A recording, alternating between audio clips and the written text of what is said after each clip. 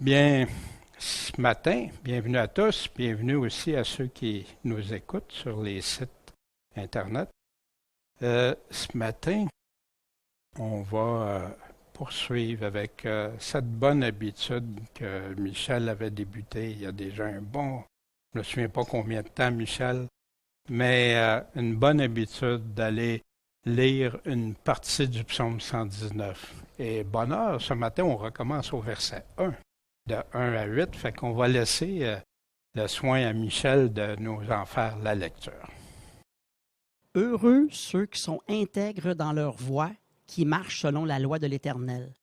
Heureux ceux qui gardent ses témoignages et qui le cherchent de tout leur cœur, qui ne commettent point d'iniquité, mais qui marchent dans ses voies. Tu as prescrit tes ordonnances pour qu'on les garde soigneusement. Oh, que mes voies soient bien réglées pour observer tes statuts. Alors je ne rougirai point en regardant tous tes commandements. Je te célébrerai dans la droiture de mon cœur quand j'aurai appris les ordonnances de ta justice. Je veux garder tes statuts, ne m'abandonne pas entièrement. Bien, bien, merci Michel pour ce beau passage. Ça ressemble heureux ceux qui gardent ces témoignages, heureux celui qui lit, qui entend, qui garde les choses qui sont écrites dans le livre de la prophétie. Il y a beaucoup de similitudes intègres dans ses voies, tout ça. Jésus qui parle à ses églises, etc. Puis qu'on retrouve dans l'Apocalypse tellement d'enseignements riches pour celui ou celle qui veulent suivre Jésus-Christ et à la fin en être heureux, bien heureux pour l'éternité. Merci beaucoup, Michel. Bien, ce matin, on va aller continuer dans le chapitre 13. Il va y avoir trois enseignements sur le chapitre 13. On a vu la semaine dernière. Cette semaine, on va s'attarder plus sur l'Antéchrist. Et la semaine prochaine, bien, la marque de la bête, qui est un sujet qui est tellement parlé, on pourra l'examiner bibliquement. Avant d'aller plus loin, bon Père Céleste, merci de ce que tu nous as accordé ta faveur, ta grâce, Seigneur. Merci parce que, comme on chantait ce matin, racheté, tu nous as rachetés de l'état de perdition. Merci, Seigneur.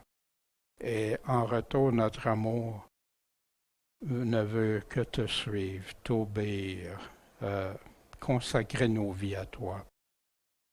S'il te plaît, guide-nous, aide-nous, fortifie-nous, puis bénis tous ceux qui lisent, ceux qui entendent les paroles, puis ceux qui gardent ce qui est écrit. Parce qu'on le sait, Seigneur, tu t'en viens. Amen. Bien, on est toujours, vous vous souvenez, dans les derniers 3 ans et demi qu'on traite au chapitre 12, au chapitre 13 qu'on va porter attention. Puis, bien sûr, on va voir aussi le chapitre 14, qui sont toutes interreliées, qui vont donner des précisions. Et on est dans cette époque. Ici, je sais que vous avez fait ça cette semaine, on avait parlé de de valider ça, vérifier ça. Qu'est-ce qu'il y a en commun entre dans Daniel et dans la Révélation, l'Apocalypse? Et où on retrouve les mêmes choses, les mêmes aspects sont parlés. Daniel, qui est un livre extraordinaire pour la fin des temps. Ce livre-là complète avec l'Apocalypse à comprendre plein de choses. La connaissance va augmenter. Il y en a qui parlent de la connaissance dans le monde, mais plusieurs le liront et la connaissance augmentera. Ils parlent vraiment du livre de Daniel, contrairement à ce que j'avais entendu déjà. Bien, ici, va nous donner un tableau, une description, nous faire comprendre Moi, ça m'a béni de faire ça, mais de faire pas avec tout ce que j'avais reçu déjà, mais Dieu parle. Ton serviteur écoute, je veux comprendre, je veux apprendre, mais de toi. Et ça a été une grande bénédiction.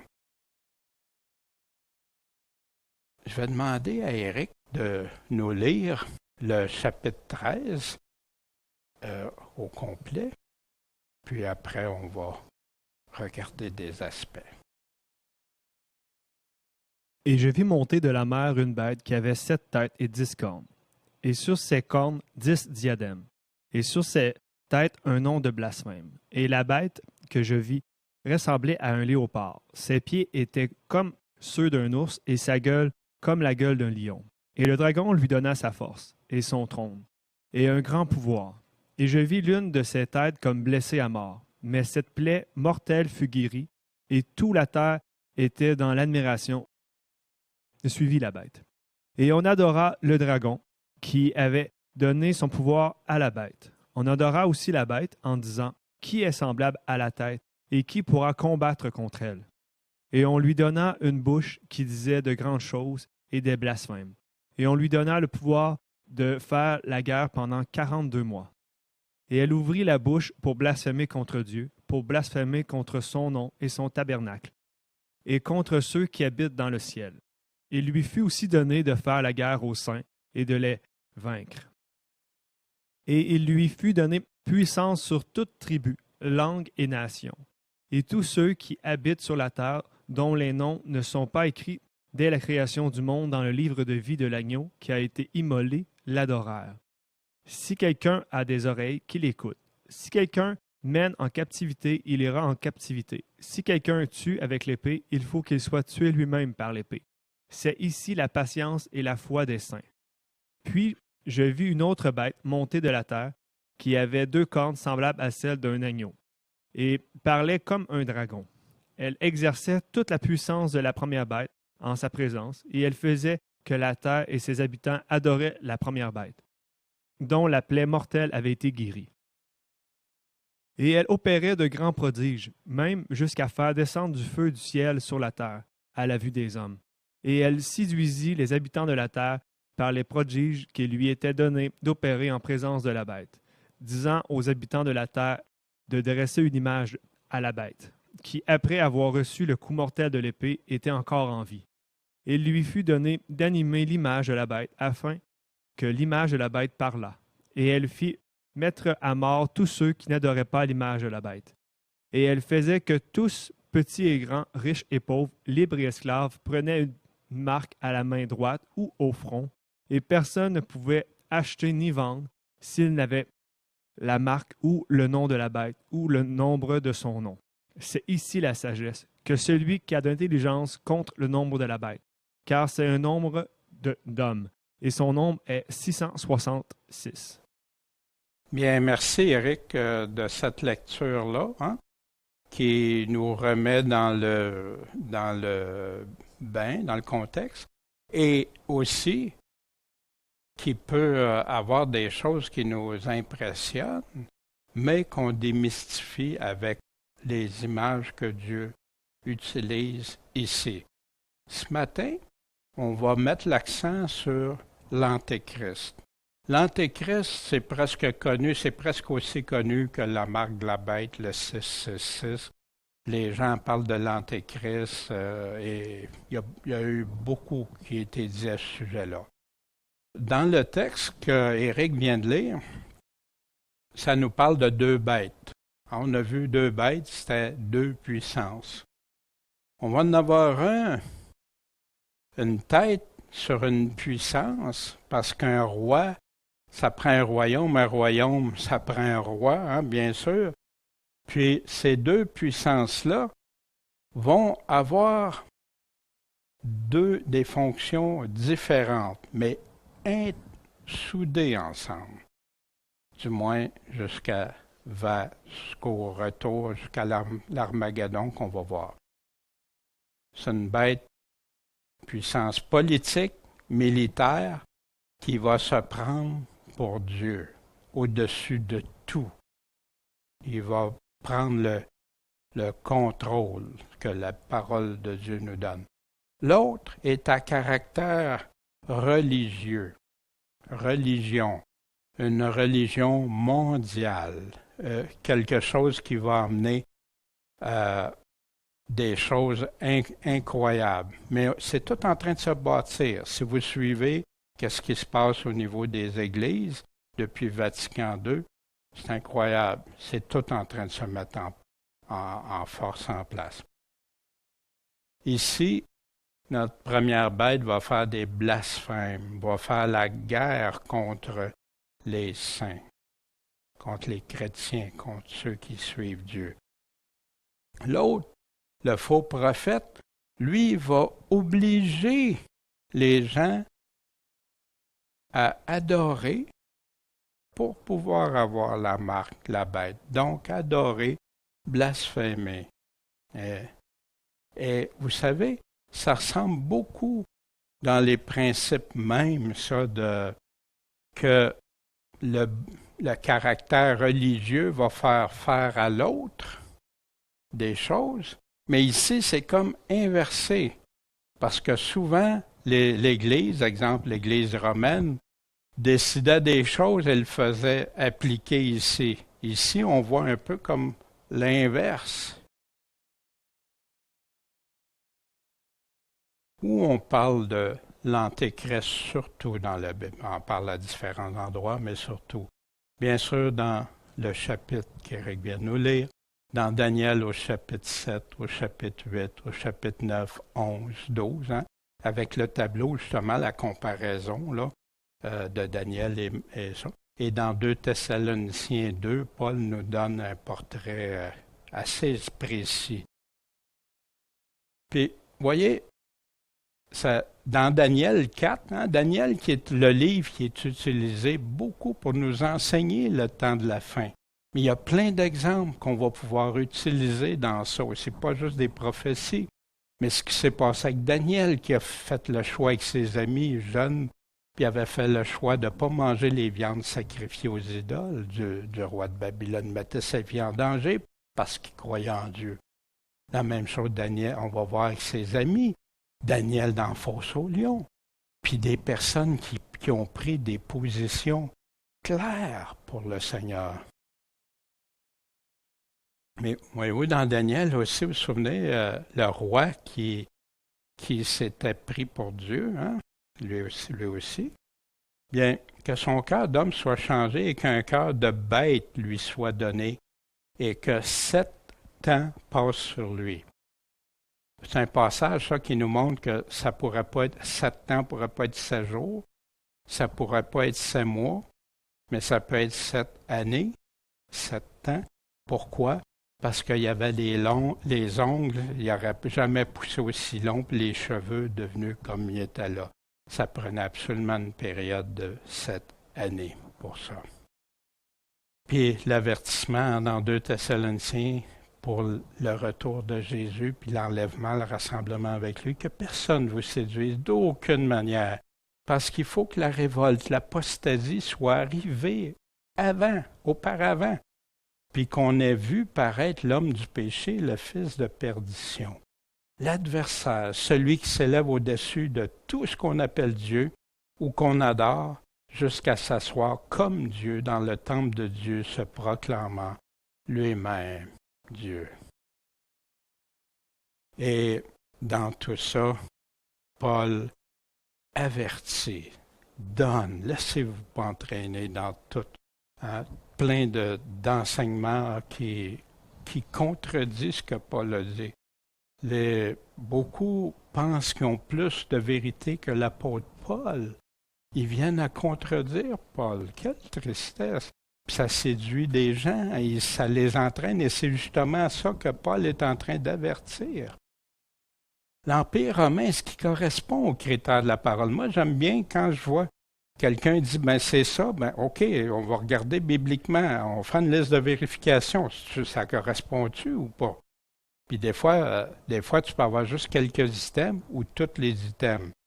Fait que si tu as juste quelques items, ne va pas affirmer que c'est ça, mais si tu as tous les items, là, tu peux être assuré. L'Antéchrist, quand est-ce qu'on va le savoir à 100%?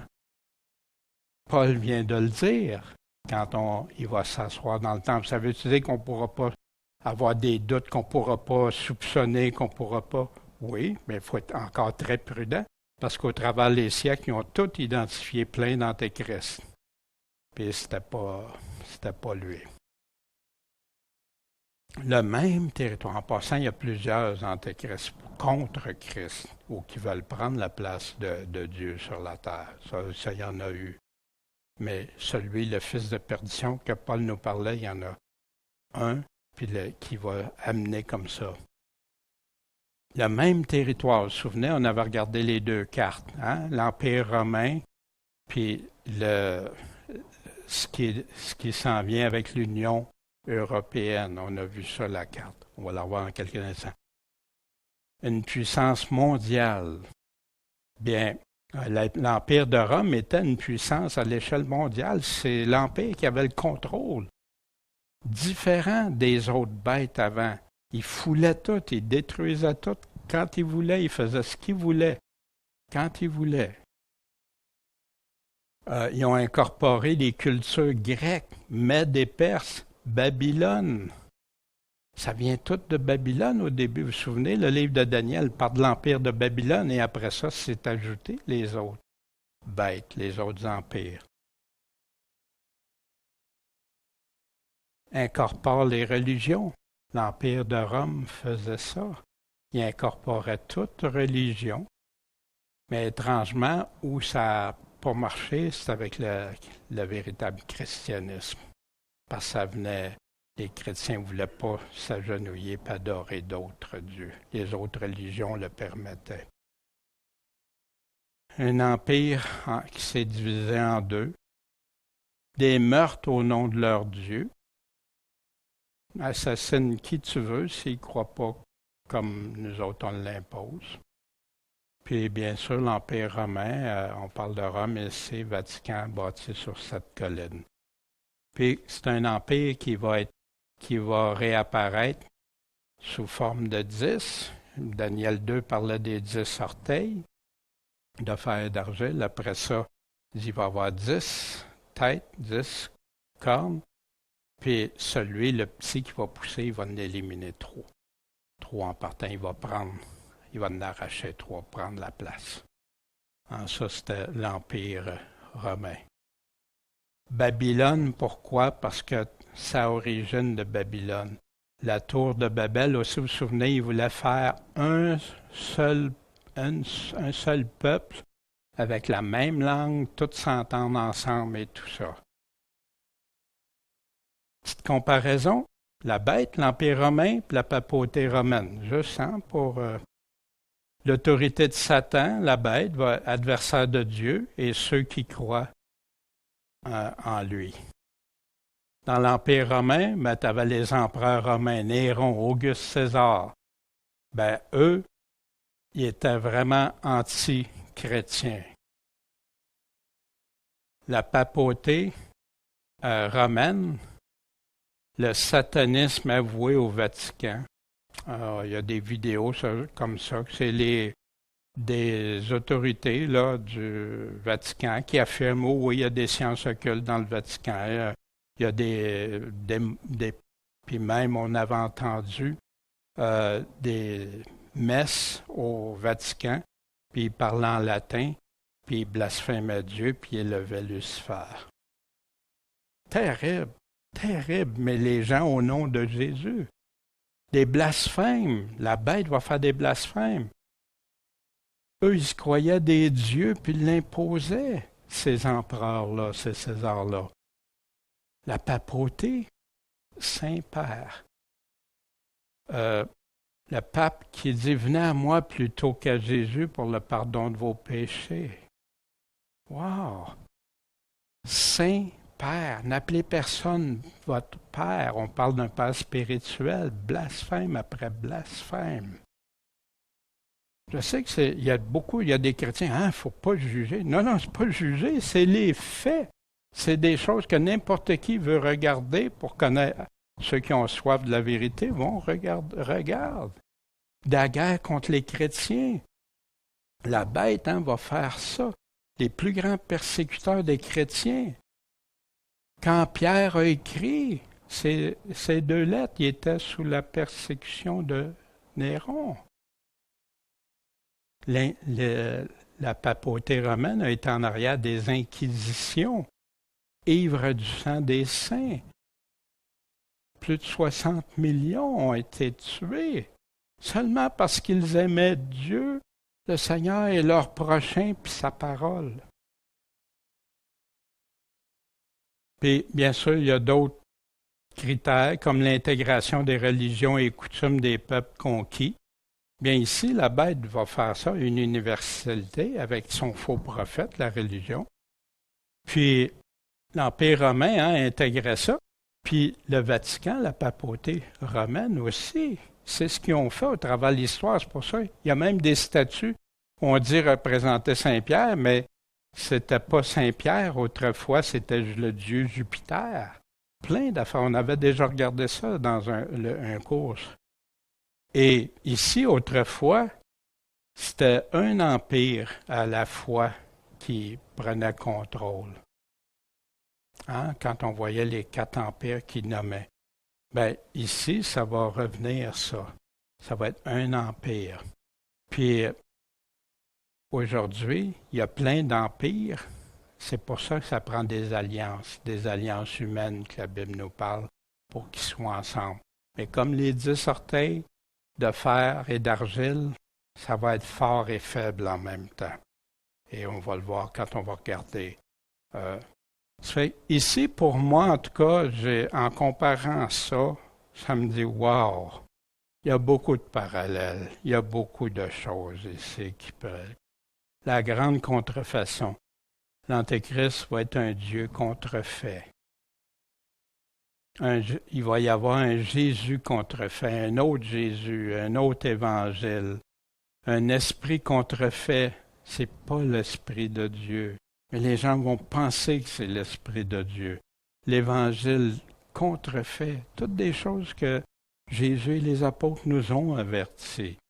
Des apôtres contrefaits, des faux apôtres, des faux ministres, des faux prophètes, des signes et des miracles contrefaits, des adorateurs contrefaits, au lieu des adorateurs en esprit, en vérité. Ça va être dans le mensonge, puis dans un autre esprit. Puis, souvenez, que Jésus, quand il a dit un aveugle qui suit un autre aveugle, où est-ce qu'ils s'en vont? L'Antéchrist et ses noms. Moi, j'aime me faire une liste de vérification et de checklist. Mais si tu veux être sûr que quand cette personne-là va être en fonction, de savoir si c'est vraiment lui à 100%, bien ça, c'est les critères que Dieu nous donne. Ces noms ici, petite corne. Mais petite corne, petite puissance, mais elle est grande en apparence. Ça va prendre beaucoup de place, plus que les autres, que toutes les autres. Il est d'une grande contenance. On a ça dans Daniel. On a la bête, qui s'appelle la bête dans Révélation aussi. Le fils de perdition, l'homme de péché dans 2 Thessaloniciens, le roi au visage audacieux dans Daniel au chapitre 8, l'usurpateur sans royauté au départ, sans autorité, mais qui va par des manigances aller chercher ça, on a tout ça dans Daniel. Le grand séducteur, il va aller par flatterie. Il va donner des cadeaux aussi pour avoir les gens. Il va déraciner 3 des rois, il fait qu'on va l'appeler le puissant. Le traître, l'hypocrite, qui utilise l'artifice. Il va trahir, il va utiliser les traîtres aussi de l'Alliance qui vont emmener sur son côté pour pouvoir aller contre les chrétiens. Meurtrier, guerrier, ça, on a tout ça dans le chapitre 11, à partir des versets 21 jusqu'au chapitre 12, puis dans Révélation, aussi au chapitre 13, 16. Orgueilleux, blasphémateur, une bouche arrogante, qui profère de grandes choses. Fait, C'est tous des critères, ça, pour cet homme-là. Mais c'est pas fini, ses caractéristiques. On l'a vu, il va en déraciner 3, il va avoir une puissance, il va pouvoir faire quelque chose.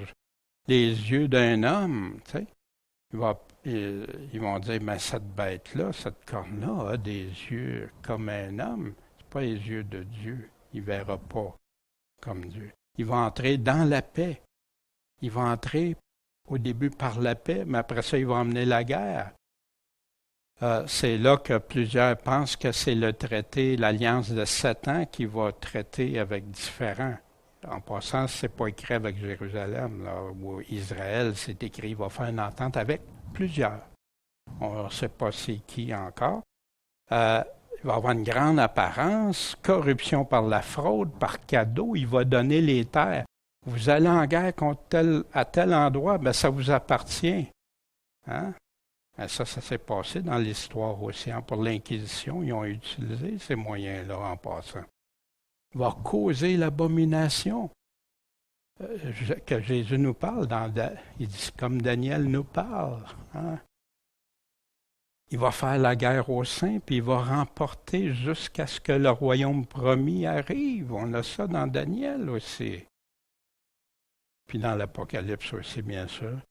Il va être différent des 10 autres rois. Ce ne sera pas pareil. Il y a quelque chose qui va être très différent. Il va parler contre le Très-Haut. Il va opprimer les saints du Très-Haut pendant 3 ans et demi, 42 mois. Il pense changer les temps et la loi de Dieu. La Bible, il va. Puis, je pense que c'est en partie réalisé, ça. Changer la Bible avec des nouvelles versions et tout ça. Changer les temps. Il va vouloir garder un contrôle, mais ce n'est pas lui qui va pouvoir changer les temps. Et il va régner pendant 3 ans et demi, qu'il va avoir la pleine autorité que la Bible nous dit. Fait que le sacrifice quotidien est arrêté. Ça va être un homme de ténèbres. Sa puissance provient de Satan, très clairement identifié. C'est pour ça qu'il va avoir toute cette puissance. Puis ceux qui n'ont pas l'amour de la vérité vont être entraînés avec ça. Il va en détruire plusieurs par la prospérité. Fait qu'avec l'argent, il va pouvoir en entraîner beaucoup par la prospérité. Puis leur âme, c'est le prix de leur âme souvent. Il va faire face au roi des rois, par exemple. Wow, ça c'est rassurant, parce qu'il n'y aura pas le dernier mot. Il va être brisé par aucune main. C'est Dieu qui va s'en occuper, pas un homme. Il n'y a pas un homme qui va pouvoir combattre puis réussir à avoir le dessus. Seul Dieu. Puis il sert de l'image d'une pierre, hein, la statue. Il sert de l'image d'une pierre qui vient frapper, briser toute la statue. Il va faire une alliance avec plusieurs pour une semaine. Mais au milieu de la semaine, il va la briser. Il va être un traître. On parlait de traître tantôt, c'est ça. Il va commettre l'abomination, détruire le prince de l'Alliance. Il va détruire, hein, il va prendre quelqu'un qui est avec lui, puis il va le détruire. On verra ça plus tard. Il va séduire par la paix et les flatteries, distribuer des richesses. Un roi du Sud va venir l'attaquer avec une puissante armée, mais il ne subsistera pas à cause des complots. Fait que même ceux qui veulent s'en prendre à lui, qui sont normalement, théoriquement, plus puissants, ne pourront pas. Le malin, imaginez les complots, le malin, il est comme champion dans ça. Tromperie, hypocrisie. Va faire des signes et miracles pour séduire. Wow, regarde ça. Va prendre la place de Christ, mais pas pour les véritables chrétiens, pour ceux qui ont été séduits, qui ont aimé le mensonge. Va prendre le contrôle mondial, politique, économique, religieux. Va faire une alliance, on en a parlé tantôt, je ne sais pas, j'ai dû oublier de la renlever. Faire la guerre aux chrétiens, puis aussi il parle d'Israël, mais qu'Israël appartient, en tout cas le petit reste, Dieu va en protéger pendant ce temps-là. Il va se proclamer Dieu, puis il va souiller le sanctuaire, séduire les traîtres, blasphémer, faire reprendre la marque de son nom. Et ça, c'est bien important pour lui. Dieu marque ceux qui y appartiennent, a une marque spéciale pour ceux qui lui appartiennent. Le malin, lui, va avoir sa marque. Il va faire tuer ceux qui ne prendront pas, qui ne voudront pas prendre sa marque. Il va se faire admirer, adorer.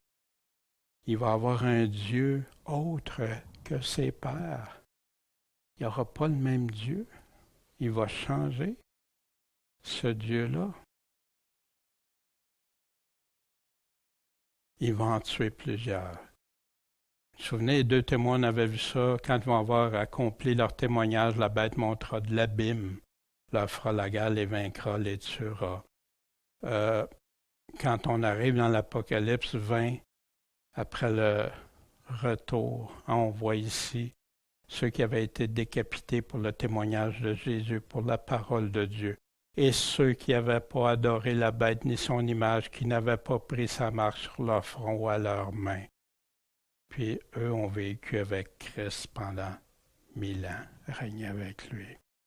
Mais ici, ça leur a coûté souvent leur vie.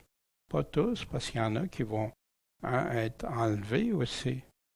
Mais plusieurs vont y passer parce qu'ils vont tenir tête à l'Antéchrist.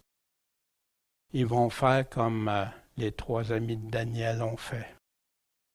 Nous, on n'adorera pas. Pour ceux qui vont prendre la marque, voici une des raisons que le chrétien, en plus d'aimer Dieu, de vouloir le suivre, de croire en lui ce qu'il dit, ils vont croire aussi que les hommes qui vont prendre la marque de la bête puis adorer son image vont être frappés d'un ulcère malin, dangereux. C'est étrange, hein, parce que le maximum de temps, ça serait 42 mois, puis ça se peut que ce soit plus vers la fin, la marque de la bête. Là, il faut qu'il ait gagné le contrôle avant de pouvoir imposer ça. Bien, ils vont souffrir. Ceux qui ont pris la bête. Fait qu'ils n'auront même pas 42 mois de, comment je dirais ça, de paix quand ils vont avoir pris ça. Ça commence par ça. Puis, un peu plus loin, ça c'est la première coupe, la 5e, il va y avoir des ténèbres sur le trône de la bête.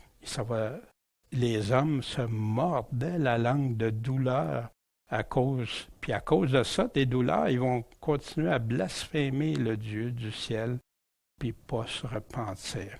Fait qu'il n'y a plus rien. Mais ceux qui vont entendre parler de la marque de la bête vont avoir un choix. Où je vais. Mais ça, c'est même pas le plus grave qui va leur arriver à ceux qui vont prendre la marque. Le plus grave, c'est leur âme pour l'éternité. On va y revenir la semaine prochaine sur ça. Puis les vainqueurs, eux, puis il parle de ceux qui vont l'avoir pris, justement, la fumée de leur tourment montera pendant quelque temps, au siècle des siècles, les mêmes mots que l'éternité. Ils n'auront aucun repos, ni jour, ni nuit, ceux qui auront adoré la bête, son image, et quiconque aura pris la marque. C'est ici la patience, la persévérance, quand Jésus dit persévérer jusqu'à la fin des saints, ceux qui gardent les commandements de Dieu et la foi de Jésus. Puis t'en as qui vont dire que c'est un autre évangile, ça. T'en as juste un évangile éternel. On reviendra à ça. Les vainqueurs vont garder, quoi qu'il arrive. Ici, ceux qui ont vaincu la bête et son image, puis tout ça. Fait qu'eux, ils nous parlent ici, qui vont être avec Dieu, se tenaient sur la mer de verre, ayant les harpes de Dieu. On revient à ça la semaine prochaine plus détaillé. Mais là, ici, l'important, c'est de comprendre que pourquoi il y a des chrétiens qui vont dire non, j'en veux pas de ça, je crois Dieu. Quand Dieu dit ça, je le crois. Puis la grande tribulation va venir de qui? De l'Antéchrist. C'est de là, c'est pour ça que Jésus associe ça avec l'abomination, quand l'abomination va partir de là. On se souvient, on n'est pas destiné à la colère de Dieu. On sait, puis ça, il venait juste de parler de l'enlèvement, de la résurrection des morts, de l'enlèvement. Vous savez vous-même que le jour du Seigneur va venir comme un larron dans la nuit. Quand ils vont dire paix et sûreté, mais il nous parle, mais vous autres, vous n'êtes pas dans les ténèbres pour que ça vous surprenne comme un voleur. Pourquoi? Parce qu'un véritable chrétien va veiller, va être sur ses gardes, va regarder ce que Dieu dit, va prier pour avoir la force et tout. C'est un grand piège aujourd'hui, un grand piège pour la majorité qui se font dire qu'ils n'auront pas affronté ça, qu'ils vont être partis tout avant. J'ai entendu des choses terribles, des fois des affaires, ça contredit carrément ce que Jésus nous a dit. Puis, bien sûr, on nous dit ici, il nous dit veiller et d'être sobre, puis il nous dit qu'on n'est pas destiné à la colère, mais à la possession du salut par notre Seigneur Jésus-Christ, qui est mort pour nous, afin que soit que nous veillions, soit que nous dormions, nous vivions ensemble avec lui. Puis il nous dit de s'exhorter, s'édifier l'un l'autre. Hein? Il parle d'une église qui était sous grande persécution, Thessalonique. Puis que là, ben, vous faites ça, vous êtes un modèle pour les autres églises, vous êtes un exemple. Mais ici, on n'est pas destiné à la colère de Dieu. Mais quand on va voir bientôt qu'est-ce que c'est la véritable colère de Dieu, on va voir ça au chapitre 14. Vous allez voir que là, il y a des jugements. Mais ça, c'est pas la colère qui va tomber sur ceux qui vont avoir blasphémé Dieu, qui vont s'être détournés de Dieu délibérément.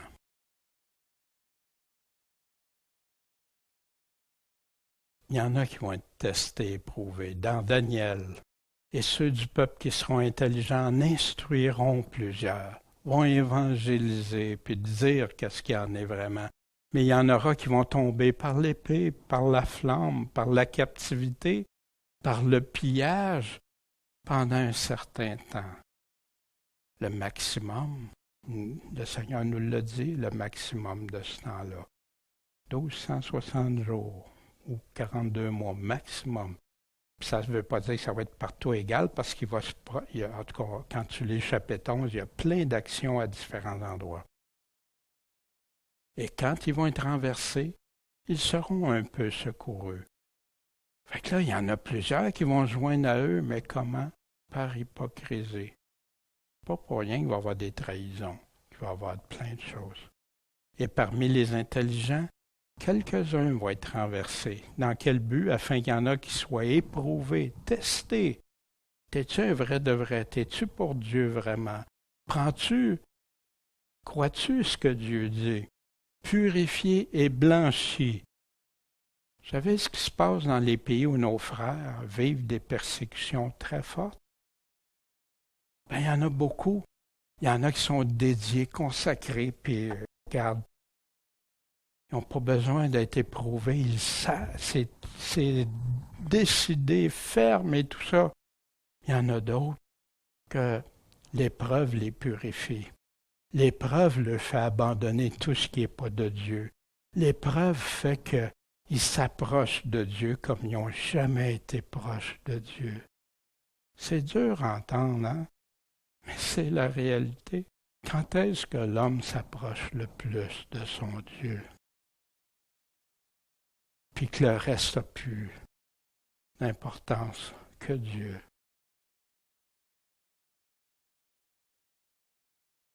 Jusqu'au temps de la fin.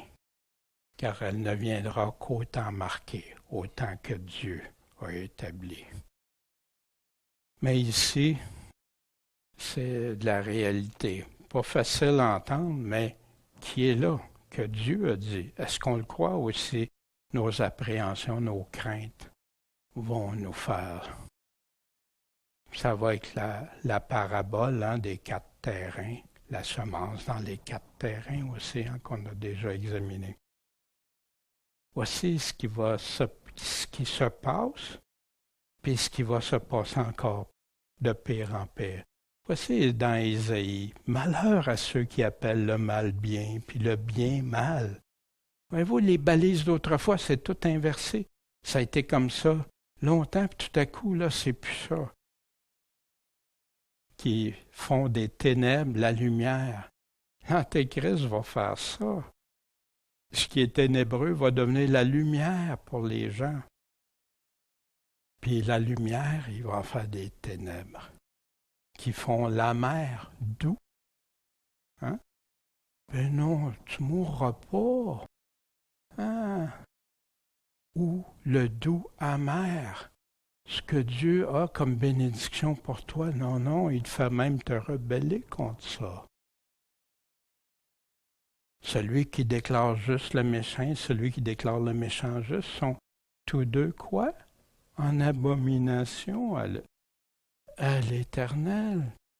Mais plusieurs vont condamner le juste, les chrétiens.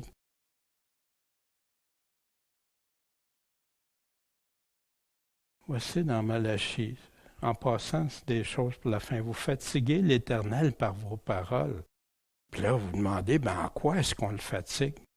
C'est en disant, quiconque fait le mal est bon aux yeux de l'Éternel. Tu as sa grâce maintenant. Même si tu vis comme ça, tu as sa grâce. Hein? On en connaît des affirmations comme ça qui changent la grâce de Dieu en dissolution. Il t'a accordé sa faveur, puis là, tu vas la piétiner en te retournant dans le vomi. Quelle offense! C'est en disant, quiconque fait le mal est bon aux yeux de l'Éternel. Puis c'est en eux qu'il prend plaisir. T'es sous la grâce, fait que, voyez-vous, un permis, ça se peut pas. Ou bien quelqu'un qui dit, où est le Dieu de la justice? Vous avez déjà entendu des chrétiens, où est-ce qu'il est Dieu quand ça va mal? Où est-ce qu'il est? Hein? Avant, tu entendais ça. Pas des chrétiens. Aujourd'hui, tu entends ça des chrétiens.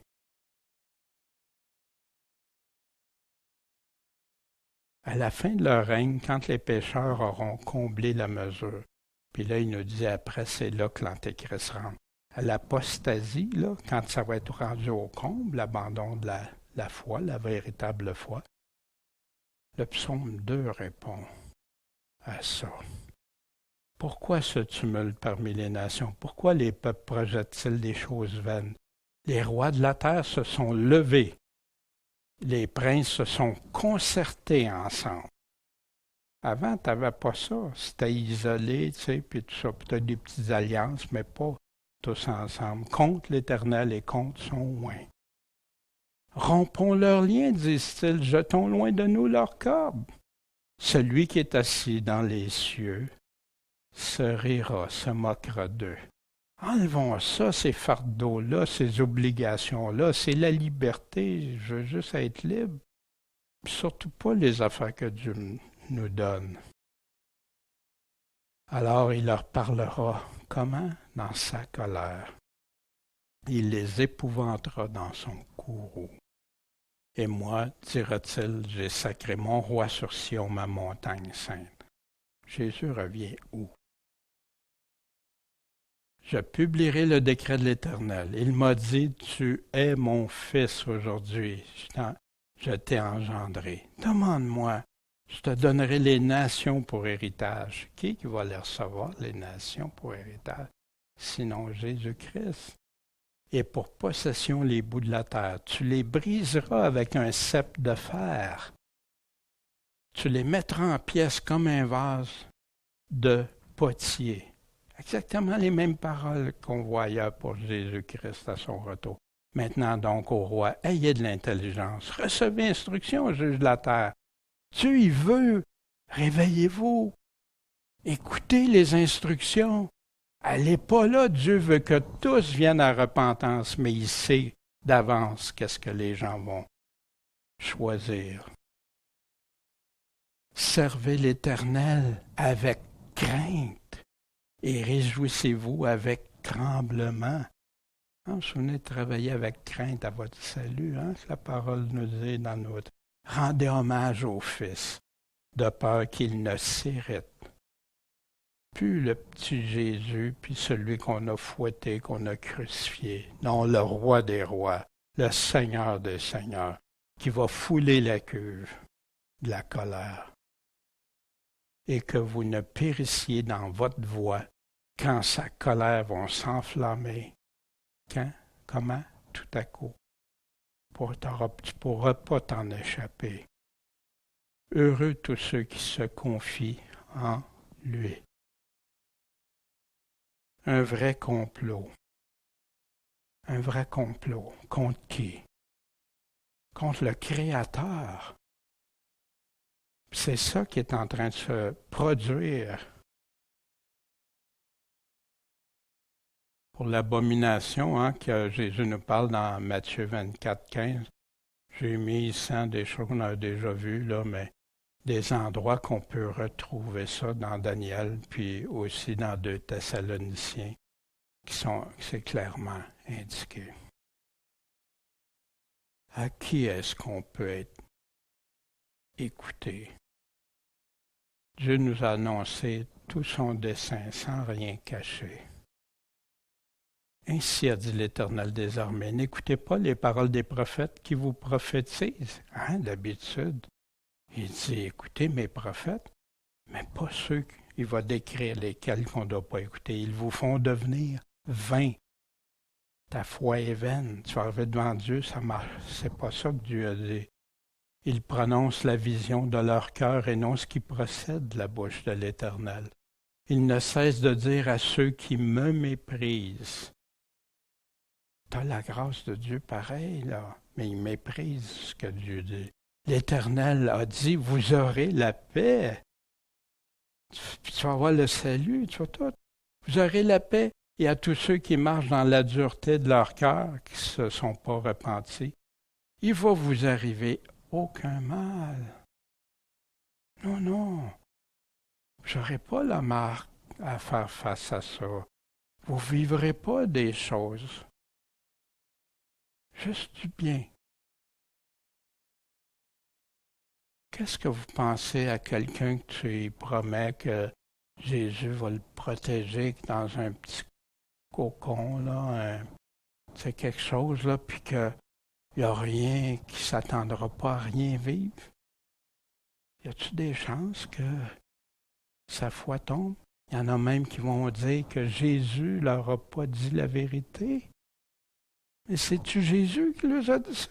Non, c'est des hommes qui ont pris des bouts de parole de Jésus. Car qui s'est trouvé au conseil de l'Éternel? Qui est-ce qui l'a vu et qui a entendu quoi? Sa parole. Qui a prêté l'oreille que celui qui a des oreilles entende et écoute? Et qui l'a entendu? Voici, la tempête de l'Éternel, la fureur éclate, et l'orage presse, fonde, tombera sur la tête des méchants. La colère de l'Éternel ne se détournera pas, malgré tout ce que ces prophètes-là qui prophétisent, que tout, tu ne subiras pas rien, tu n'as pas à t'inquiéter de rien, que même, il y en a qui prêchent, des grands prédicateurs américains qui prêchent que même si tu prends la marque de la bête, tu peux t'en repentir après. Mais il ajoute bien, mais ça, c'est pas pour vous autres vous ne serez plus là. Pourtant, Jésus dit la porte va être fermée.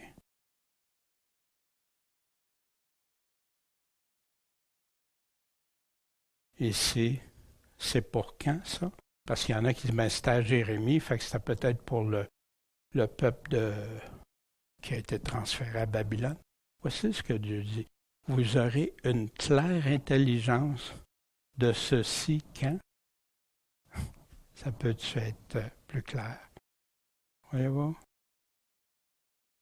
Moi, j'ai embarqué dans me faire écouter des choses agréables, des choses que, waouh, c'est le fun. Nous autres, on va être choisis, spécial. Pourtant, les apôtres, Jésus-Christ lui-même, les chrétiens des siècles passés, les chrétiens d'aujourd'hui, ils ont rien eu. Nous, on est privilégiés, on est supérieurs. Non, Dieu va nous protéger de sa colère. Quand on va regarder comment Dieu va nous protéger aussi, mais pas de la colère de l'Antéchrist, ça y appartient. Mais sa colère, on ne la subira pas. Puis Dieu va nous préserver de sa colère. Ça, on va le voir. Paul, il prêchait tout le conseil de Dieu. Il ne cachait rien. Puis c'est ça que tout prédicateur devrait faire. C'est, en passant, je ne dis pas que c'est l'Antéchrist et tout ça, là. Non, non. Ce que je veux juste illustrer ici, bien, tu n'aurais jamais vu ça avant. La papauté qui a été en arrière de la persécution du peuple d'Israël, qui a été démontrée même avec Paul VI et tout ça, puis qui ont protégé les persécuteurs de ceux qui, après, en Amérique du Sud, en tout cas plein de choses, avec le président israélien.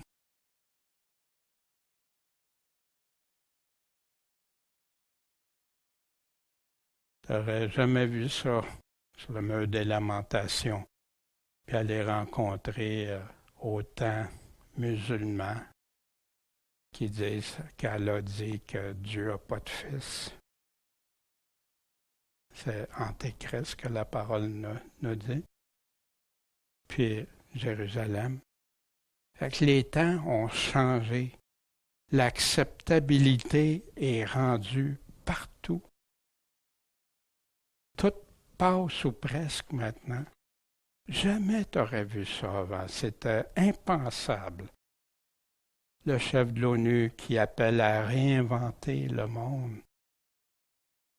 Le pape qui dit qu'il faut changer le système monétaire à l'échelle mondiale pour une équité.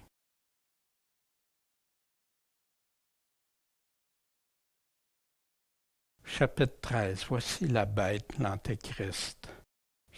Au verset 1, verset 4, on apprend qu'il y a un pouvoir qui est donné par Satan. Après qu'il va blasphémer contre Dieu, contre son habitation et les habitants du ciel. Il va faire la guerre contre les chrétiens. Il va séduire puis réclamer l'adoration du monde. On a des avertissements de foi et persévérance des saints. Le Seigneur nous donne. Pas de captivité, pas vous défendre avec des armes et tout ça. Puis l'autre bête, celle qui vient de la terre, qui a la même puissance devant lui, qui fait adorer l'autre bête, qui va être blessé à mort, qui va séduire. Il va animer l'image pour que la bête parle. Puis il va faire mourir ceux qui ne voudront pas l'adorer. En synthèse du chapitre 13. Qu'on va poursuivre la semaine prochaine pour vraiment aller mettre l'accent sur la marque, la bête, puis essayer de rendre ça juste bibliquement. Puis avec, bien sûr, des actualités et des choses. Avec l'histoire actuelle. Avoir peur de qui?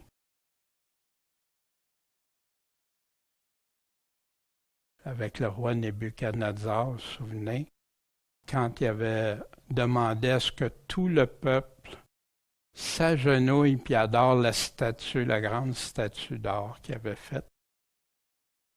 Puis que là, tout à coup, il y a trois hommes, non?